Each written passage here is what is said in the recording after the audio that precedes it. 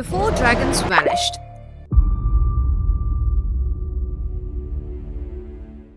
before the Iron Throne tore families apart,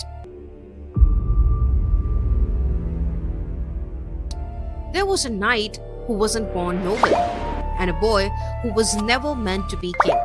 If you're excited for a Knight of the Seven Kingdoms, here's the essential lore you need to understand without major spoilers to fully appreciate the story HBO is about to tell.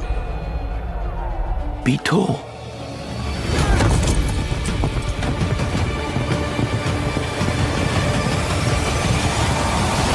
Meet Sir Duncan the Tall, better known as simply Dunk. He was born in Flea Bottom, the poorest part of King's Landing. Orphaned young, raised on the streets, and convinced his father was a criminal. Dunk grew up with nothing except a stubborn sense of right and wrong. At around 5 or 6 years old, his life changed when Sir Alan of Penny Tree took him as a squire. Sir Alan taught Dunk how to fight, how to travel, and most importantly, what it meant to be a knight. When Sir Alan dies on the road to Ashford, Dunk makes a bold decision. He knights himself and steps into the world that does not care where you came from. Dunk is nearly 7 feet tall, awkward, honest, and deeply human. He is not clever like Tyrion or ruthless like Tywin. He is chivalry in its purest form.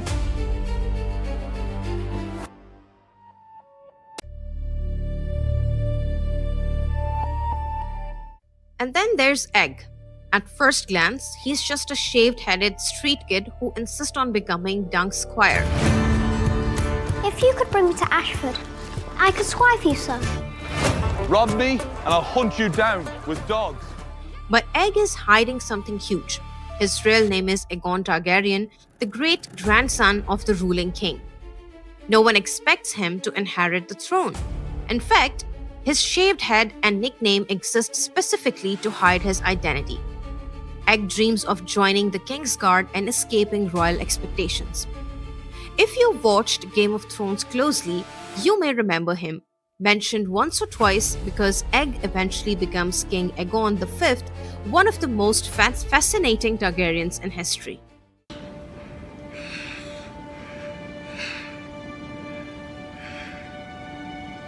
Egg. I dreamed that I was old. The series is set in 209 AC, nearly 90 years before Game of Thrones. By this point, dragons are extinct. House of Targaryen still rules, but without fearsome power. The Seven Kingdoms are quieter, but far from stable. King Daeron II, known as Daeron the Good, sits on the throne. He is remembered for diplomacy, especially for finally bringing Dawn into the realm peacefully. But without dragons, the Targaryens are vulnerable, and old grudges haven't disappeared.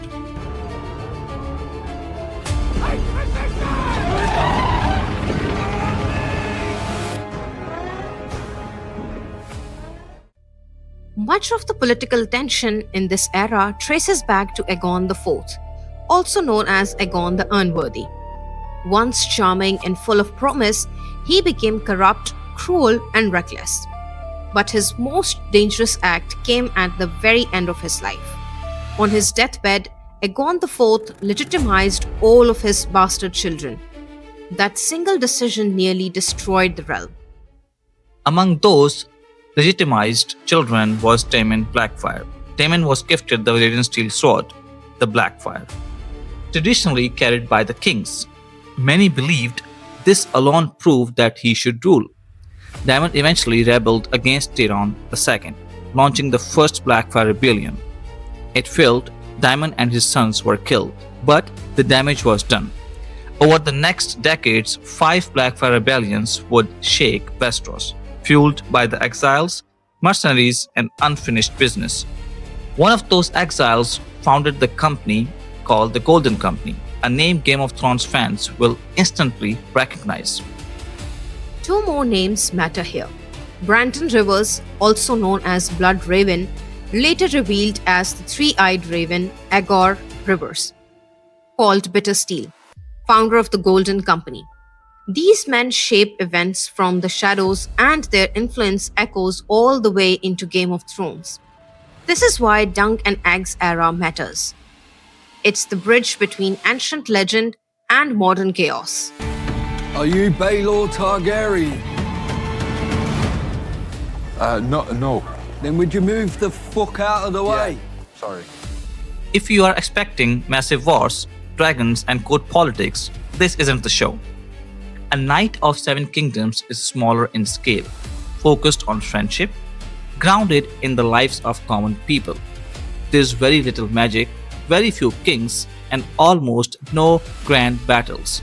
Instead, it's about honor, survival, and what it means to be good in a world that rarely rewards it. So far, George R. Martin has written 3 Dunk and Egg novellas. The plan appears to be one novella per season, a clear beginning, middle, and end.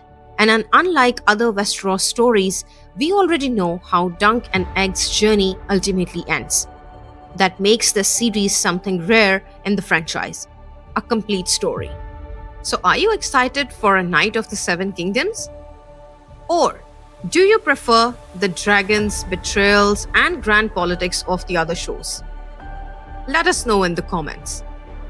And follow our channel for more stories from the worlds that shape the pop culture. See ya!